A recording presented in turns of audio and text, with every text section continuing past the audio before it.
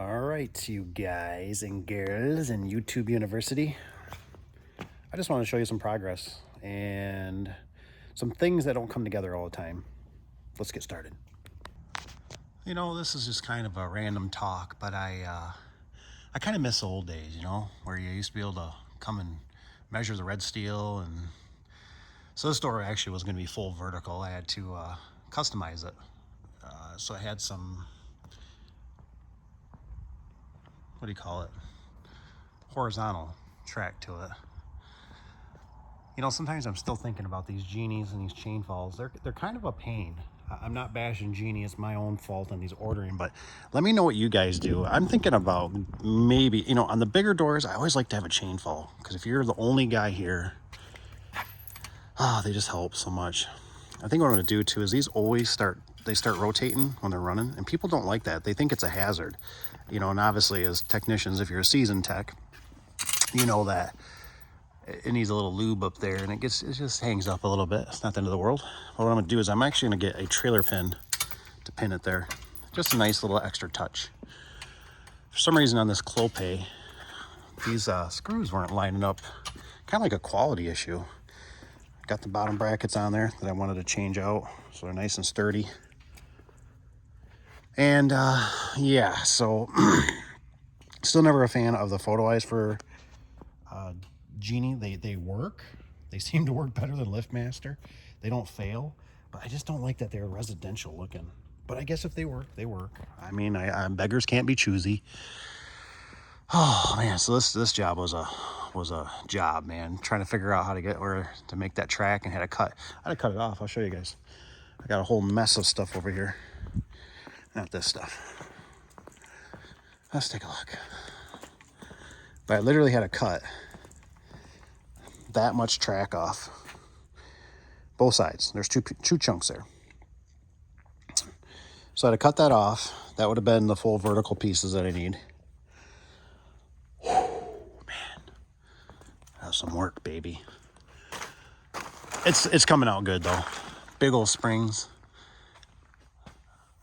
But like I said, the only thing I'm still questioning to do is just a normal disconnect on this, because if you use the chain fall on this thing right now, let me back out a little bit for you here if I can. It's not letting me. It's just slower than dirt, man. Oh, I must be going the wrong way. Well, anyway, you get the point. It just takes forever. So many strokes. And I'm just not like, I don't know. I like it, like I said, in the bigger doors. With the small doors, boy, it takes forever to crank. I mean, either way, it takes forever to crank. But I like having the chain fall. And the problem with the chain fall is, what I find out is, you got left hands, you got right hands. Now, Genie is good for making it where you can use it on both sides. LiftMaster typically makes it a little bit of a nightmare for you. They always put enough shaft on both sides on Genies, which I do like, because this is actually a left hand and it's on the right side, so it's opposite, but it'll work. It was there, it was in the lift. The job is one of those things where, nobody knows what's going to happen here, right? And it just starts happening. And they start building, and they go, well, there's a beam on this side. And I told the builder guy, the guy that was doing the framing and stuff, I said, just do it on what side you think looks the best. You know what I mean? And so he probably did this side because it's closer to the door, and somebody comes to the man door, which is understandable. So, but if I didn't have the chain fall, it might be a little bit more helpful, I think. It just clears up things a little bit. But then they got to lunge the door up, right? And this is why you always, in commercial, you want to go a little overkill in motors. This door is not quite balanced out as much as I'd like it. It's right on my threshold of being, it's actually a little bit hard to push up. But of course, once it gets into the radius up here, it starts getting light. It's right in that pivot point where I'm like, I could live with it. It's not going to come down and kill anybody, but it's a beast. So thank goodness it has an opener on it.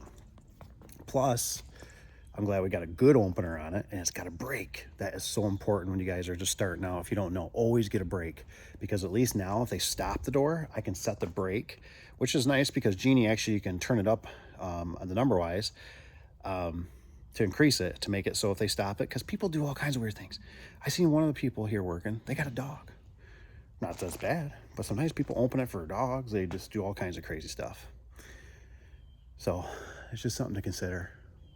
Anyways, I'm gonna get out of here. I'm ready to go home, get a shower. I'm nasty, I'm dirty. My hands are all grungy. It was a good day though. It was a good day. Got a lot done.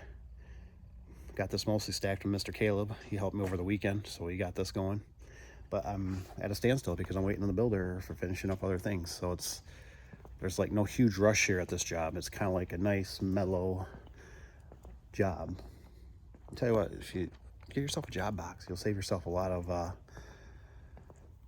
tools. You'll save yourself, you know, from huffing them. I mean, this building's huge. I'm parked way over there. It's probably a 5-minute walk, and I need the exercise. But anyways, it's easier just to keep your tools right here. It's closer, it's more efficient. Yes, you take the chance of somebody breaking it, doing whatever, but like here, they got surveillance everywhere, so we're golden. Anyways, guys, I hope you have a great day. We'll talk to you later. And thanks for watching. See ya.